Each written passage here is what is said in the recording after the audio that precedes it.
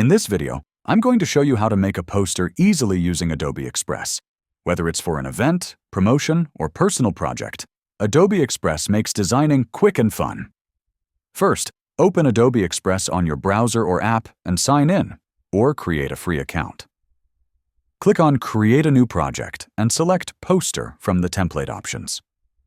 Browse through the many free poster templates or start from scratch if you prefer a custom design. Add your text by clicking on the text boxes and typing your message. Customize fonts, sizes, and colors to match your style.